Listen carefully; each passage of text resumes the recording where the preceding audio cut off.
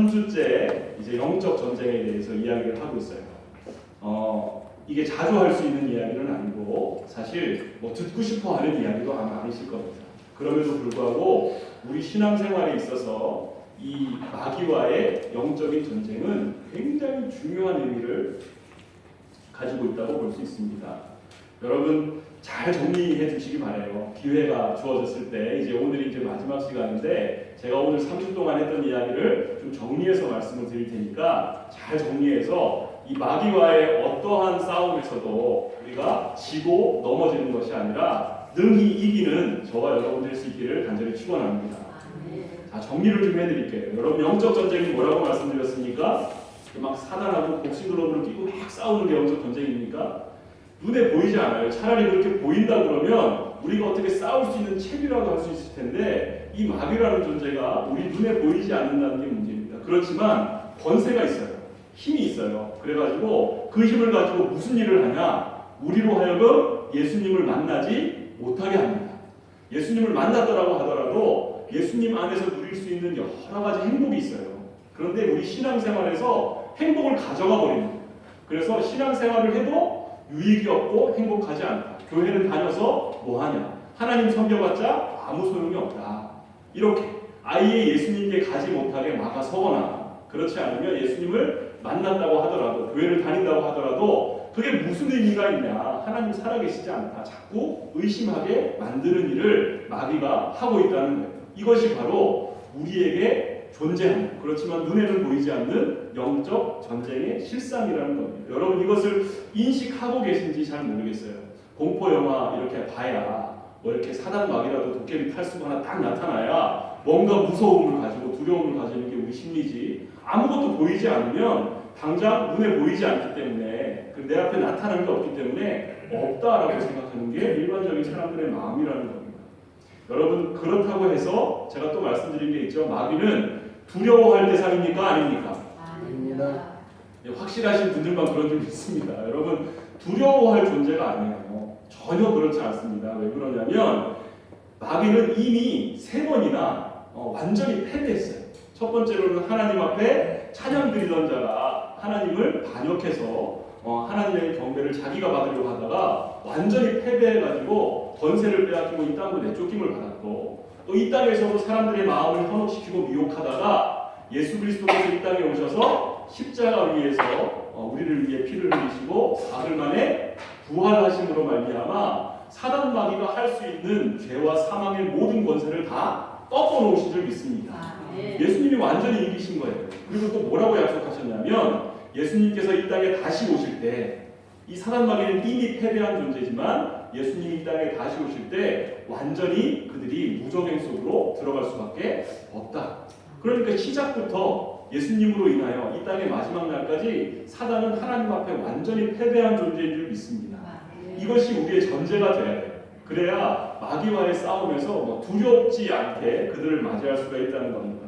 여러분 예수님과 동행하면 예수님과 함께하면 예수님이 내 안에 살아계시면 사단 마귀는 우리를 어찌할 수 없을 줄을 믿습니다.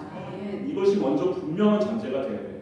그럼에도 불구하고 2가지 조심해야 될 태도가 있다고 말씀드렸어요. 기억하십니까? 무자로 시작하는데 첫 번째는 뭡니까? 마귀에 대해서 무지하면 안 돼요. 무지하면 안 돼요. 또 하나는 뭐예요? 무시하면 안 된다. 여러분 무지하지 말라고 제가 말씀드렸어요. 예, 정말 그런 말을 했을까 의심하는 눈으로 저를 바라보시는데 제가 정말 그렇게 말씀드렸어요. 절대로 무지해서는 안 됩니다. 여러분 그들은 두려워할 대상이 아니에요. 그렇지만 어떤 존재인지를 알면 두려움이 사라집니다. 여러분 그들이 어떤 존재라고 제가 말씀드렸냐면 성경에 여러 가지 마귀에 대한 이야기가 있지만 3가지를 제가 추려서 말씀드렸어요. 첫 번째가 거짓말장이라는 거예요. 처음부터 하나님과 우리 사이에 뱀이 딱 들어와가지고 아담과 하와와 하나님 사이를 어떻게 만들었습니까? 거짓말로 서로 속이는 관계를 만들었어요. 그리고 아담이 하와를 하와가 아담을 서로 믿지 못하고 속이는 관계가 되게 하고 또 이웃들 간에도 서로 속이고 가족 안에도 속이고 이렇게 거짓말로 자꾸 우리를 서로 속이게 만드는 존재가 마귀다. 제가 이렇게 말씀을 드렸습니다. 이걸 알아야 돼요. 그래서 우리 안에 거짓의 영이 임할 때 하나님을 향해서 혹은 나 자신을 향해서 이웃들을 향해서 무언가 거짓말이 일어나려고 할 때는 이 마귀가 또 장난을 치려고 하는구나 라는 걸 여러분 눈치를 채셔야 돼요. 또 하나가 뭐냐면 이 타락한 천사라고 제가 말씀을 드렸습니다. 여러분 마귀가 타락한 천사라는 말은요, 이미 하나님께서 그들을 지으실 때 하나님을 찬양하는 일을 완전히 맡기셨어요. 그래서 성경 안에 보면 이 미가엘이라고 하는 하나님을 찬양하는 존재가 있는데, 이 미가엘보다 이 루시퍼가 훨씬 더 높은 지위에 있었던 걸로 추측할 수 있는 내용이 있습니다.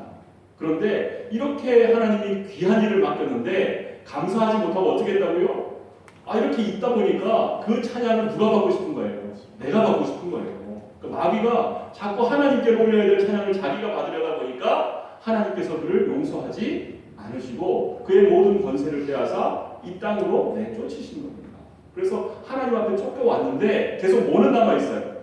찬양받고자 하는 마음은 남아있는 거예요. 그래서 우리로 하여금 이렇게 예배 시간에 와서도 하나님을 찬양하는 자리지 않습니까? 하나님을 만나고 하나님의 말씀을 듣는 자리지 않습니까? 그런데 하나님의 말씀이 들리지 않고 찬양이 보이지 않고 내 마음속에 집에 두고 온 다른 일들이 생각나고 이거 끝나고 가면 만나야 될 사람들이 생각나고, 그렇죠? 이 예배 말고 하나님께 집중하지 못하고 자꾸 다른 생각을 하게 된다면 그거요, 하나님께 올라갈 찬양을 마귀가 방해하고 있는 거예요. 여러분 뭐 그렇게 무섭게 말씀하십니까? 여러분 진짜예요. 우리는 이 자리에 왜 모였습니까? 목적이 뭐예요? 하나님께 예배드리기 위해서 모였잖아요. 그런데 예배를 못 드려. 딴 생각이 나. 졸려. 그리고 자꾸 밖에 나가서 만날 일을 내가 가스불을 끄고 왔나? 우리 집 강아지는 밥을 잘 먹고 있나? 이런 생각이 들면 하나님과 만나지를 못하는 거지 않습니까? 그러면 누가? 마귀가 하나님과 이 예배의 관계를 방해하는 게 맞아요. 제가 여러분 무섭게 하려고 제 설교 잘 들으라고 드리는 말씀이 아니라 정말 그래요. 하나님은 예배 받으시기를 원하시는 하나님이십니다. 우리와 교제하시고 이 시간에도 은혜 베푸시기를 원하는 하나님이신 줄 믿습니다. 그런데 마귀는 이 하나님과의 우리와의 좋은 관계를 자기가 가로채기를 원해요. 그러니까 자꾸 다른 생각을 심고 마음을 심고 딴 생각이 나게 하는 겁니다. 목사님이 말씀을 재밌게 해보세요. 우리가 그러나 뭐 그럴 수도 있을 거예요. 그렇지만 그 이전에 하나님과 나와의 이 예배를 통해 이루어질 좋은 관계에 대해서 사단 마귀가 빼앗아가지 못하도록 여러분들이 마음을 굳게 세우기를 간절히 바랍니다. 또 하나 이 마귀는 어떤 존재냐면요, 참소하는 자라고 했어요. 그래서 요한계시록 12장에 보면 참소하는데 어떻게 참소하냐면요, 밤낮으로 참소한다고 그랬어요. 밤낮으로. 여러분 참소가 뜻이 뭔지 아세요? 고발하는 거예요. 이르는 거예요. 하나님 제 좀 보세요. 제 딴짓하잖아요. 하나님이 이렇게 건건하게 살라고 그랬는데 저렇게 사는 거 보세요. 저 거짓말하고 자기 돈 벌기 위해서 다른 사람 속이고 이러는 거 보세요. 이렇게 거짓말 참소하는 거예요. 서로에 대해서도 미워하게 만드는 거예요. 저 사람 봐라. 너만 사랑한다고 그러더니 딴 사람 좋아하지 않냐. 그리고 너에게 다 줄 것처럼 그러더니 이 사람 저 사람 다 저렇게 하지 않냐. 저 사람 너 좋아하는 거 아니야. 이게 뭡니까? 참소입니다. 고발하고 비난하고 정죄하고, 그러면서 어떤 생각을 가지게 만드냐면 넌 안 돼. 넌 그래서 하나님 앞에 안 되는 거야. 넌 그래서 저 사람하고 안 되는 거야. 너 이렇게 좋은 사람이 될 수 없는 거야. 이게 사단의 참소입니다. 그래서 우리 안에 자꾸 나 자신에 대해서 부정하는 마음, 다른 사람들에 대해서 미워하는 거야. 저 사람은 저러니까 안 되는 거야. 뭘 저렇게 열심히 해봤자 뭐 하겠어. 저 사람 본래 안 되는 사람인데. 이렇게 다리 찢고 비판하는 이런 마음들이 다 누가 주는 거다? 마귀가 주는 거예요. 하나님은 우리 안에 살아계신 예수님은요, 절대로 우리에게 이런 말씀하지 않으십니다. 왜? 예수님 피값으로 샀는데요. 예수님이 자기의 몸을 버려서 자기의 모든 것을 주고 우리를 샀는데 그렇게 가치 있는 우리에 대해서 넌 안 돼, 넌 못해, 넌 아무것도 아니야, 이런 말씀을 하실 리가 없다는 겁니다. 그렇다면 이 마음은 누가 주는 거예요? 마귀가 주는 거예요. 여러분, 거짓말로 마귀가 우리를 속일 때, 우리가 하나님 앞에 예배드리고 찬양하는 일이 방해받을 때, 그리고 이 땅 가운데서 자꾸 다른 사람에 대해서, 나 자신에 대해서 모자라고 비난하고 안 된다, 이런 절망적인 마음이 들 때 마귀가 우리를 붙잡고 장난을 치는 겁니다. 여러분, 이 마귀와의 영적 전쟁이 가장 활발하게 일어나는 곳이 세 군데 있다 말씀드렸어요. 기억나세요? 이건 기억나실 것 같은데, 마귀가 이와 같이 거짓말을 하고 하나님께 예배드리는 걸 가로채고 그리고 또 하나님과의 관계에서 자꾸 참소하는 일을 어디서 벌어지게 하냐면 제일 처음 우리의 장모님 이렇게 하시고 있어요. 우리의 생각 안에서 이렇게 만들어요. 그러면서 야, 이거 진짜 살아계신 건 맞을까? 하는 마음이 드는 거예요. 진짜 하나님이 살아계실까? 하나님이 역사하실까? 내 병을 고쳐주실까? 정말 이 문제를 해결해 주실까? 자꾸 깍깍깍깍 하는 마음이 듭니다. 근데 이건요, 물리치기가 쉬워요. 생각으로. 말씀, 그 생각이 떠오를 때 말씀을 읽고 기도하면 이 생각은 물리치기가 굉장히 쉽습니다. 생각으로 들어오는 거. 근데 문제는 뭐냐면 이 생각이 굳어져요. 어디로 가서 굳어지냐면 마음으로 가서 굳어집니다. 자꾸 실패를 하게 되고 기도해도 안 된다 이런 마음을 먹게 되면 자꾸 우리 마음 안에 견고한 진이 생긴다 그랬죠. 그런데 이 견고한 진이 생기면 어떤 현상이 일어나는지 아세요? 내 안에 그런 마음이 있는 줄 몰라요. 여러분 지금 남편과 아내가 이렇게 이 드라이브를 하고 있습니다. 차를 타고 같이 타고 가고 있어요. 근데 남편이 아무 말도 하지 않아요. 아무 말도 하지 않아요. 그러면 아내는 뭐라고 생각하냐면 우리 남편이 지금 나를 너무너무 사랑하고 어떤 말을 해야 될까 고백할까 이런 생각을 하고 있구나 이렇게 생각할 수 있잖아요. 근데 남편은 무슨 생각하고 있어요? 여자하고 어떻게 헤어질까? 여러분 똑같은 차를 타고 가는데 똑같이 드라이브를 하고 있는데 한 사람은 어떻게 하면 이 사람과 더 행복할 수 있을까 생각하고 있는데 한 사람은 어떻게 하면 이 사람하고 헤어질 수 있을까 이렇게 생각하고 있을 수 있다는 거예요. 그런데 이걸 서로 모르지 않습니까? 생각을 모르고 마음을 모르는 거예요. 그리고 이 모르는 걸, 이 숨겨진 걸 사단이 조종하고 있다는 겁니다. 그래서 어떤 순간에 결정적인 순간에 이걸 어떤 통로로 드러내냐면 입술로 드러내는 거예요. 자, 차를 타고 쭉 가다가 여보 할 말 있으면 해요 그랬어요. 남편이 얘기하는 당신 내가 이거 한 말은 아니지만 우리 법원에 가자. 말을 한마디 이렇게 했다고 한번 생각해 보십시오. 자기가 전혀 기대했던 말이 아니잖아요. 생각했던 말이 아니잖아요. 얼마나 큰 충격에 빠지겠습니까? 그리고 이 말과 함께 이 가정은 쑥대밭이 된 거예요. 한마디가. 그리고 미워한다. 정말 나는 너를 저주한다. 너와는 함께하고 싶지 않다.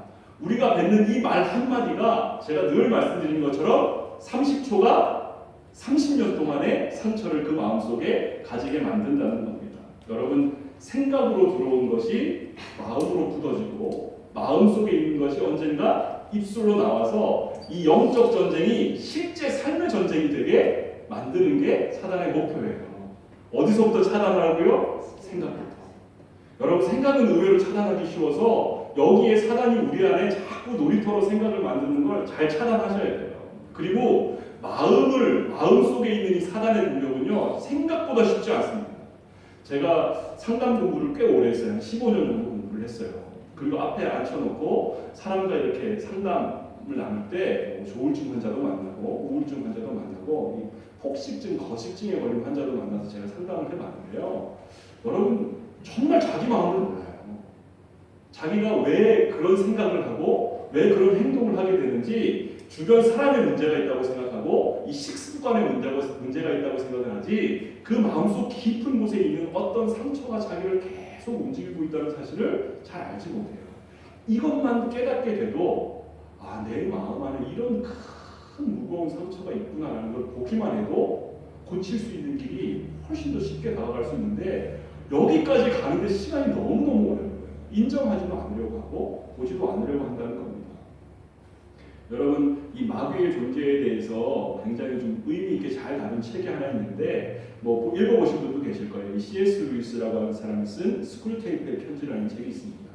쉽지는 않은 책인데 이 마귀가 어떻게 우리 안에 자기를 심고 자기를 지배하게 만들려고 하는지를 써놓은 책인데 이 스크루테이프라는 게 마귀의 이름이에요. 근데 이 스크루테이프가 자기 조카인 웜우드라고 하는 마귀에게 편지를 써서 어떻게 하면 인간의 마음이 하나님을 떠나게 할 수 있을까 이걸 이제 편지로 표현을 한 거예요. 근데 그 중에 어떤 내용이 있냐면 영국의 어떤 신사가 일주일에 한 번씩 도서관에 가는 습관이 있습니다.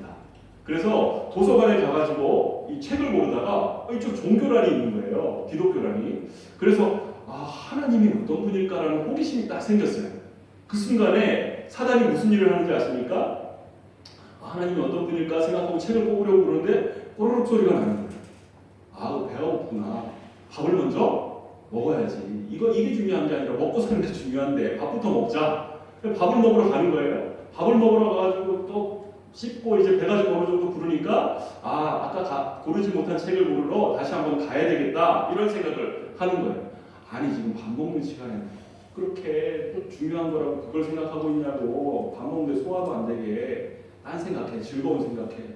그러면서 그 생각을 또 잊어버렸어요. 계산을 하고 나오는데 도서관 문패가 보여요. 다시 도서관에 가서 그 생각을 해야 돼. 그 책을 빌려야 되겠구나라고 생각할 때 뭐라고 만드는 겁니까? 그건 한가할 때. 지금 가면 해야 될 일이 얼마나 많은데 다음 쉬는 날에 와서 그 책 빌려도 되잖아. 그렇지. 다음에 와서 하면 되겠다. 그리고 뒤돌아가는 모습을 보고 그 책에 어떻게 써있냐면 우리는 미소만 지으면 돼.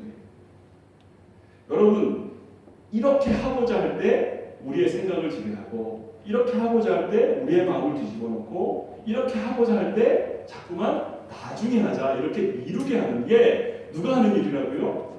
마귀가 하고 있는 일이라는 겁니다. 그리고는 뭐 하는 거예요? 우리가 뒤돌아서서 하나님께 순종하지 않고 말씀 어기고 다른 일을 할 때 마귀가 뭐 하고 있는 거예요? 뒤에서 미소 짓고 있는 거예요. 그러니까 이런 마귀의 존재에 대해서 우리가 무지해서는 안 된다. 마귀가 이런 일들을 하고 있고 실제 이런 일들이 우리의 영적인 세계 안에서 일어나고 있다는 사실을 여러분들이 깨어서 알고 계셔야 된다는 거예요. 여러분 두 번째로 제가 무시하지 말라고 그랬죠. 무시하지 말라는 말은요. 성경에서 뭐라고 표현하고 있는지 아십니까? 깨어있으라라는 말로 표현하고 있습니다. 깨어있으라. 졸던 분들이 갑자기 눈을 번쩍 뜨셨어요. 깨어있어. 베드로전서 5장 8절에 이렇게 나옵니다. 근신하라 깨어라. 너희 대적 마귀가 우는 사자같이 두루다니며 삼킬 자를 찾나니 너희는 믿음을 굳건하게 하여 그를 대적하라. 이렇게 말합니다. 여러분 그러니까 성경에서는 마귀를 무시하지 말라는 말을 제발 좀 잠들어 있지 말고 깨어 있어라. 마귀가 지금 입을 벌리고 너희에게 삼킬 자를 찾아서 다니고 있다. 이렇게 얘기하는 거예요. 여러분 오늘 본문에도 사도 바울이 이와 같이 마귀 앞에 우리가 어떤 자세로 서 있어야 되는지를 10절과 11절에 말씀하고 있습니다. 오늘 보는 10절과 11절 말씀을 같이 한번 읽어보실게요. 10절, 11절 말씀 에베소서 6장 함께 읽겠습니다. 시작. 끝으로 너희가 주 안에서와 그 힘의 능력으로 강건하여지고 마귀의 관계를 능히 대적하기 위하여 하나님의 전신갑주를 입으라. 깨어 있으라는 얘기예요. 주님 안에 있어라. 제발 그 힘을 힘입고 강건하게 좀 서 있어라. 마귀를 대적하기 위해서 전신갑주를 좀 차려입고 있어라. 이렇게 얘기하는 거예요. 여러분 한번 옆에 있는 분들 봐주시기 바랍니다. 전신갑주 잘 차려입고 계십니까? 눈이나 똑바로 뜨시죠. 여러분 전신갑주 차려입고 계세요? 제가 지난주에 3가지 전신갑주를 말씀드렸어요. 3가지 전신갑주. 기억나십니까? 제가 7가지 장비들 가운데 3가지를 지난주에 소개시켜드리고 오늘 이제 4가지를 소개시켜드리려고 그러는데 간단하게 제가 3가지를 말씀드릴게요. 진리의 허리띠를 떠나. 허리띠가 왜 중요하다고 그랬어요? 다 차려입었어. 그리고 막 전투를 하러 저쪽에서 몰려와요. 막 달려가는데 허리띠가 풀러졌네. 어떻게 되니까 바지가 바지가 벗겨졌는데 무슨 전쟁을 해요. 지금 적군이 막 달려오고 있는데 허리띠를 어떻게 매라는 거예요? 단단하게 매요. 가늘고 얇은 허리띠가 아니라 굵고 튼튼한 허리띠를 꽉 졸라매야 이 기본적인 싸움에 임할 수 있는 준비가 된다는 거예요. 여러분 진리의 허리띠가 뭐라고 말씀드렸어요?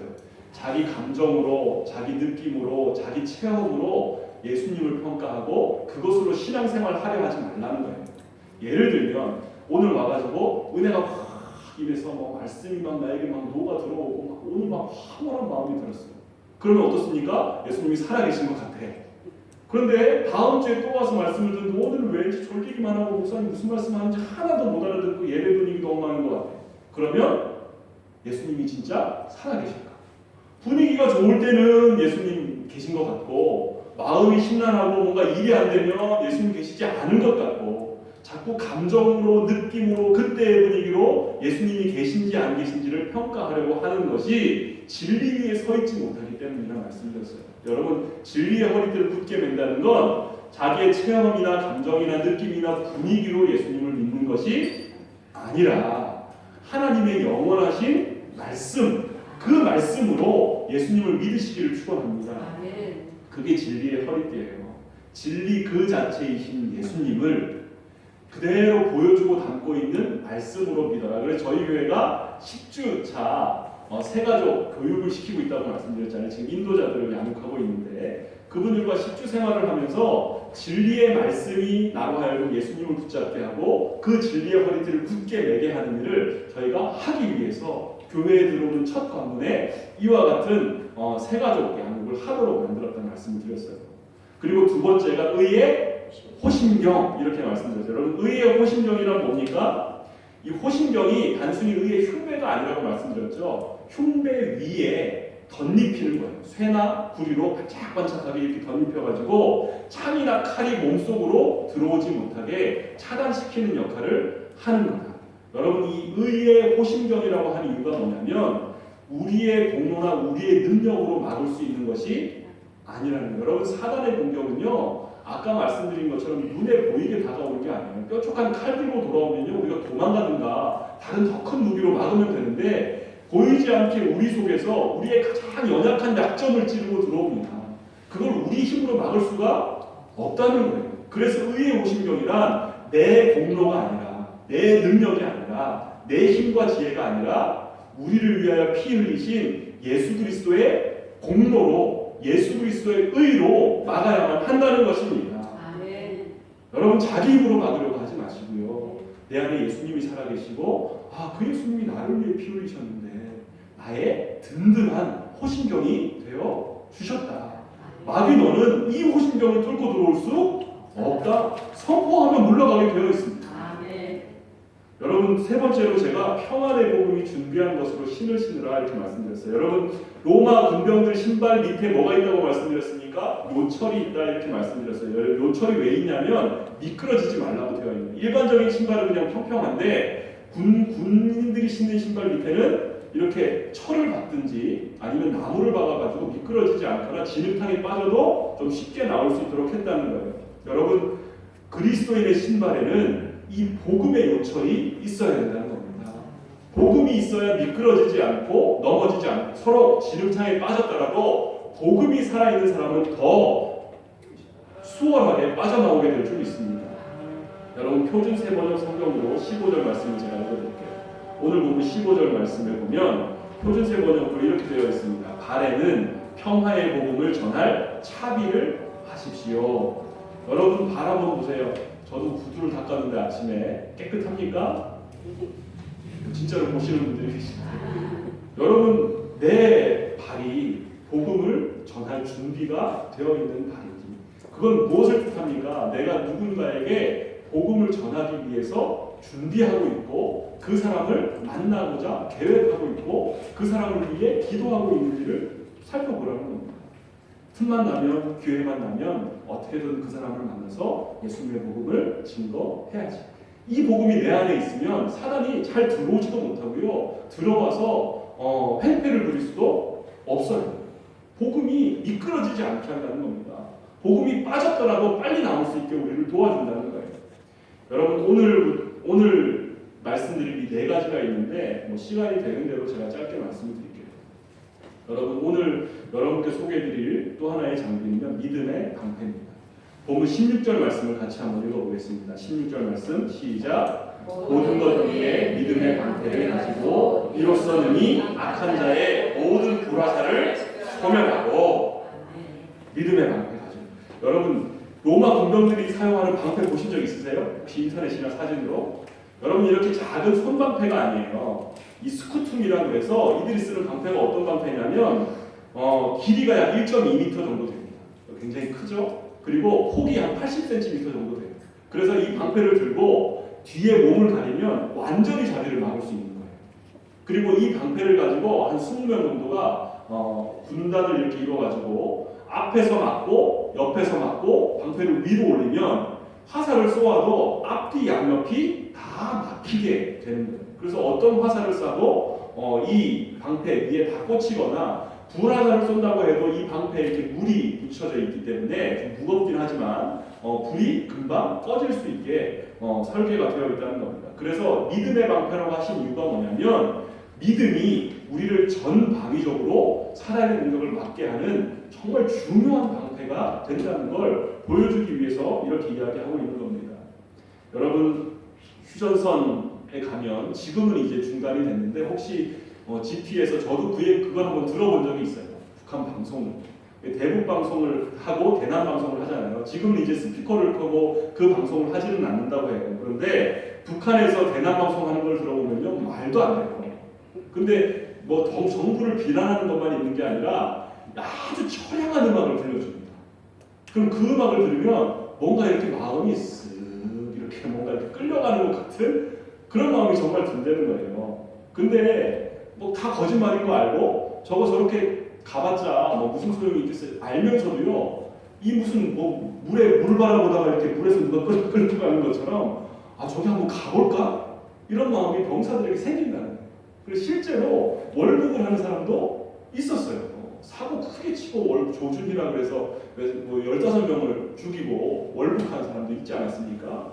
여러분 군생활이 너무 힘들어. 큰 사고를 하나 쳤어. 애인이 변심했어. 집에 돌아가도 맞아줄 사람 하나가 없어. 그럼 그 거짓말이 이렇게 들린다는 거예요. 그리고 제가 이렇게 찾아보니까 북한에서 이렇게 보내는 삐라라고 그러죠. 일본말로 우리나라 말로 전단지. 이 전단지에 보면 무슨 내용이 적혀 있냐면 국가 표창을 해주고 직장을 알선해주고 외국 유학을 보장해준다. 그리고 결혼하는 사람은 결혼도 시켜준다. 그리고 1억 1,100만 원부터 3억 3,300만 원까지 생활 정착금을 지원해주고 상금으로 얼마를 주시는지 아십니까? 185억 원을 준대요. 우리나라 거기에 써있어 한국 돈으로 185억 원. 솔깃하시죠? 우리나라에서 평생 모아도 185억 원 못 모으는데 다 같이 한번 손잡고 월급 해야 되나요? 솔깃한 거예요. 어처구니 없는 것이라는 걸 알면서도 그 음악을 듣고 이 전단지의 내용을 보면 저게 진짜일까? 이런 마음이 들어서 막 흔들리는 거예요. 여러분 사단이 우리에게 던지는 미끼는요 이런 솔깃한 것들이에요. 평소에는 잘 쳐다보지도 않던 것들인데 마음이 우울하면 뭔가 생각이 부정적으로 바뀌면 하나님 진짜 살아계실까 하면 이단이 내리는 그 종이촉지 한 장도요 진짜같이 보이는 거예요.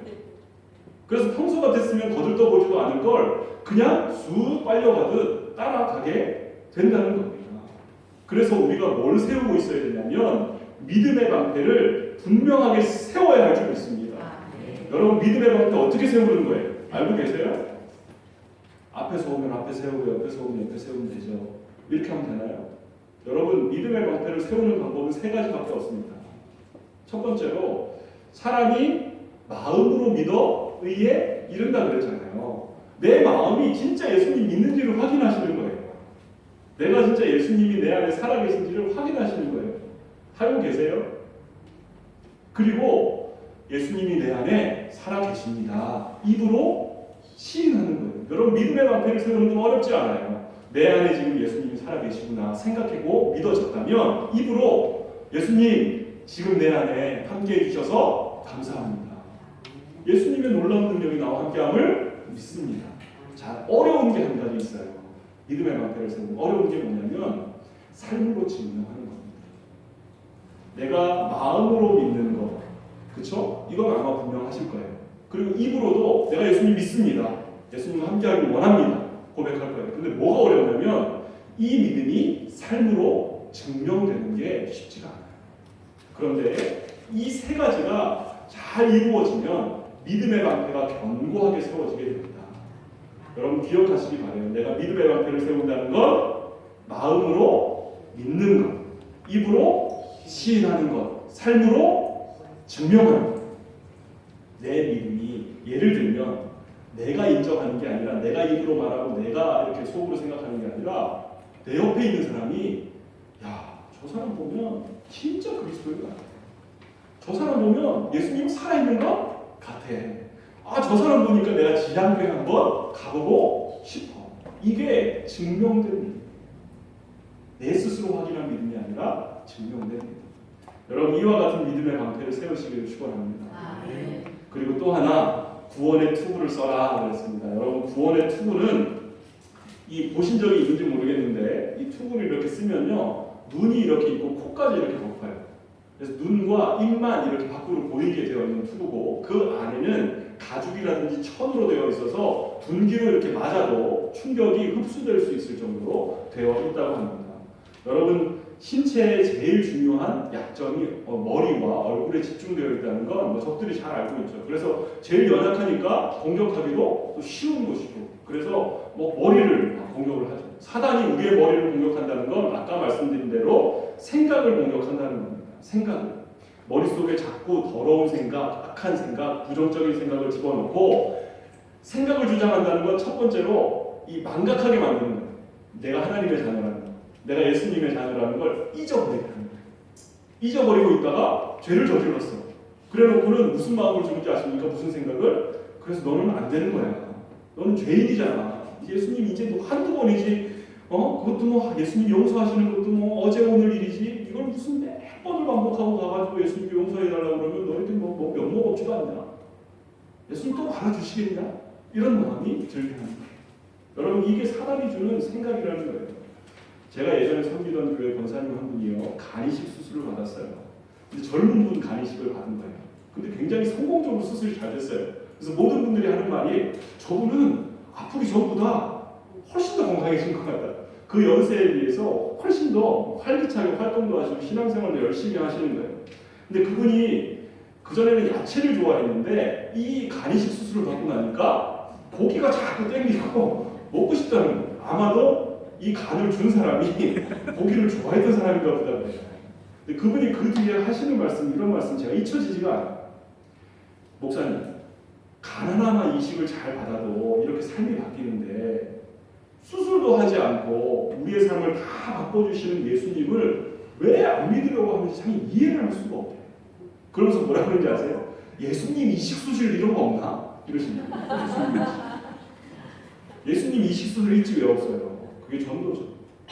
내 안에 있는 예수님을 다른 사람에게 전하는 게 예수님 이식 수술.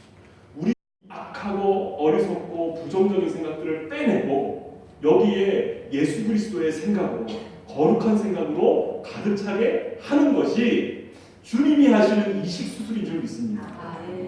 한번 살펴보세요. 내가 이식 수술 잘 돼서 받고 있나? 옛날에는 그냥 세상에서 놀고 즐기고 악한 일 하고 아무 거리낌이 없고 그거 즐거웠는데 지금은 그게 싫은 거예요. 제가 아는 어떤 한 분들이 담배를 그렇게 좋아했는데 예수님을 믿고 나서 교회에서 너무 담배 생각이 나서 담배를 딱 숨어가지고 피는데 이게 목에 걸려가지고 떼굴떼굴 굴르고 빠지지 않아요. 연기가. 그 뒤로는 자기가 담배를 생각하기도 싫더라는 거예요. 여러분 이건 일상적인 예지만 예전에는 즐기던 그것들이 예수님을 믿고 나더니 이제 생각조차 하기 싫은 일들이 되는 것이 예수님 이식 수술이 된 증거가 아니겠습니까? 여러분 혹시 안 되었다면 오늘 식사 맛있게 하시고 여기 와서 기도하고 아예 수술 받고 가시길 바랍니다.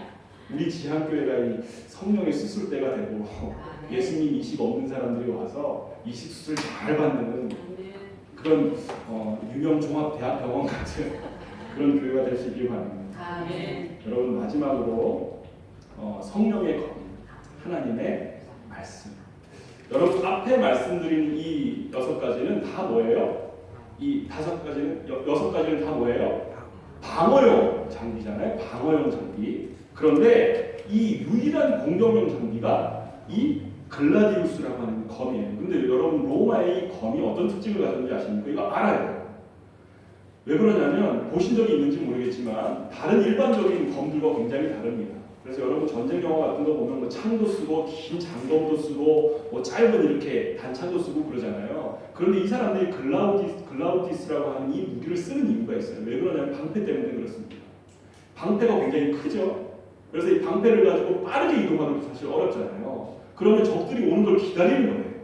기다렸다가 이 방패에 딱 부딪히고 근접전이 벌어지면 이 허리춤에서 짧기 때문에 한 90cm가 안 되기 때문에 꺼내서 가장 받기 쉬운 이 허벅지라든지 배를 찌르고 베는 용도로 쓰기 위해서 이 검을 쓰는 거예요. 그리고 이 검도 사람마다 무게가 다 달라요. 왜 그런지 아십니까? 자기 몸무게와 이 방패 무게와 이 검 뒤에 이 추 같은 뭉치가 있어서 이 뭉치를 좀 무겁게 하거나 가볍게 해서 이 방패와 자기 몸과 균형을 맞추게 하는 거예요. 그래서 이 무게가 굉장히 과학적인 무게라는 거예요. 그래서 검투사들도 자기 검이 아니면 싸울 때 굉장히 실수하는 경우도 많았다고 해요. 그래서 이 방패 무게와 자기 몸 무게와 그리고 이 검의 무게가 잘 균형이 맞춰져 있을 때 전쟁의 마지막 승패는 이 글라우디우스라고 하는 이 검에서 글라디우스라고 하는 이 검에서 승패가 나게 된다는 겁니다. 여러분 사단과의 마지막 승부, 사단이 이 땅에서 정말 완전히 꼬리를 감추게 되는 그때는 예수 그리스도가 오실 때입니다. 예수 그리스도가 이 땅에 오신다는 건 진리가 이 땅에 오는 것을 말합니다. 말씀 그 자체이신 예수님이 이 땅에 오는 것을 말합니다. 성령님의 완전한 역사와 임재를 예수 그리스도를 통해서 경험하게 되는 것을 말합니다. 여러분, 지금 말씀의 검이 예리하게 살아 있습니까? 하나님의 말씀은 살았고 운동력이 있어서 활력이 있어서 좌우의 날선 어떤 검보다도 예리하여 혼과 영과 및 관절과 골수를 찔러 쪼개기까지 하며 또 마음의 생각과 뜻을 판단하나니. 하나님의 말씀입니다. 말씀은 살아있다. 활력이 있다. 그래서 이 말씀이요 자꾸 우리의 악한 생각이 들어올 때 잘라내요. 사단이 자꾸 우리를 괴롭히려고 할 때 부정적인 마음을 줄 때 잘라내는 거예요. 환경은 변하지 않았는데 내가 여전히 가난하고 여전히 질병으로 고통스러운데 이 고통이 느껴지지 않는 거예요. 즐거운 거예요. 그 속에서도 기쁘고.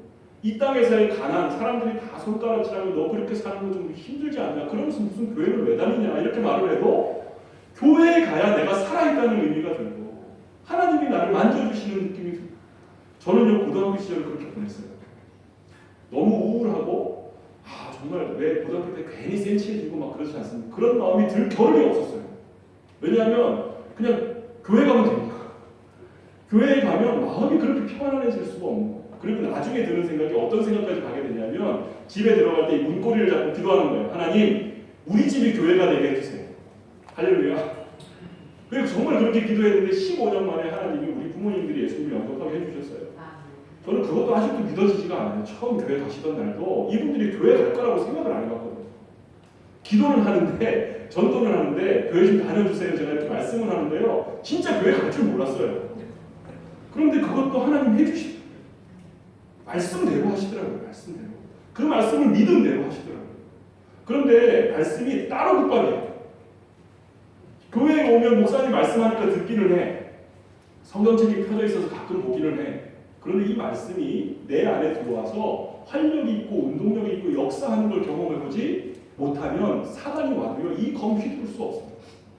자기의 몸과 맞지 않는 이 말씀이 그냥 장검이야, 창이야. 그렇지 않은데 이 말씀이 나에게 들어오면 나에게 꼭 맞는 무기가 되어서 사단의 어떤 능력도 물리칠 수 있게 하는데 말씀을 다뤄보지 않는, 훈련해보지 않는. 손가락 5개가 있지 않습니까? 읽고 듣고 묵상하고 기록하고 암송하라. 하나님이 이 말씀 읽어라. 좀 제발 좀 들어라. 그리고 이 말씀을 깊이 한번 묵상해봐라. 그리고 너에게 가장 좋은 말씀을 써라. 그리고 쓴 말씀을 한번 외워서 잊게 되게 해요. 여러분 이거 한번 해보세요. 그럼 말씀이 내 것이 됩니다. 나에게 꼭 맞는 무기가 됩니다. 그 말씀이 생각나서 사단이 공격할 때 물리칠 수 있는 힘이 될 줄 믿습니다. 그런데 이 5손가락 밖에 있는 한 가지가 있어요. 그게 뭔지 아십니까? 읽고 듣고 묵상하고 기록하고 암송하는 것 외에 또 한 가지. 여러분 그게 뭐냐면 순종이에요. 말씀은 하나님이 읽으라고 들으라고 기록하고 묵상하고 암송하라고 주신 것이기도 하지만 순종하라고 주신 것일 줄 믿습니다. 여러분 제가 이야기를 하나 들려드릴게요. 개를 엄청 좋아하는 사람이 있었어요. 그런데 이 귀중한 개가 사라진다. 그럼 여러분 어떻게 하시는지. 여러분 요새 반려견 키우시는 분들 많은데 집에 반려견 키우다가 사라지면 어떻게 하세요? 찾아야죠. 그래서 집에 있는 하인들을 다 동원했어요. 그래서 하인에게 명령을 하는 겁니다. 너 저 개 좀 찾아와라. 그랬더니 이 하인이 주인님 저는 주인님의 종이지 주인님 개의 종이 아닙니다. 되는 거예요. 그랬더니 주인이 막 내쫓을까 하다가 꾹 참고 그래 알았다. 그럼 가마를 좀 준비해라 그러시는 거예요. 주인님 어디 가시려고요? 가마를 준비해. 가마를 다 준비했어요. 자 이제 주인님 어디로 가실까요? 어디로 모실까요? 뭐라 그러겠어요? 개 찾으러 가자. 개 찾으러 가자. 처음에 그냥 순종했으면 가마 안 지고 개만 찾으면 되는데 순종 안 하니까 어떻게 되면 나중에는 가마까지 지고 개도 찾으라는 얘기 된 거 아닙니까? 여러분 하나님의 말씀이 이와 같아요.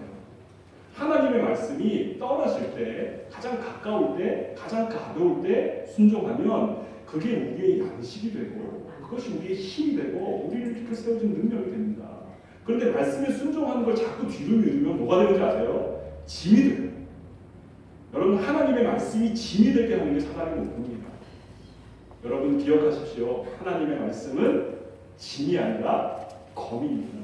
사단의 어떤 권세도 물리치는 말씀의 검을 소유하는 여러분 되시기를 그리고 순종하는 여러분 되시기를 간절히 축원합니다. 자 정리하겠습니다. 진리의 허리띠 잘 메고 계십니까? 의의 오신병 예수 그리스도의 의로 무장하고 계십니까? 평안에 두고 계신 복음으로 어떤 상황이 미끄러지지 않게 준비되어 있습니까? 믿음의 방패 전방위적으로 받을 수 있는 믿음이 우리의 마음으로 입술로 또 삶으로 잘 세워져 있는지 그리고 구원의 투구로 우리의 생각을 잘 조율하고 있는지 마지막으로 성령의 검 하나님의 살아있는 말씀의 검 사단의 어떤 계계로 물리치는 저와 여러분 우리 지안교회 식구들 되기를 주님의 이름으로 축원합니다.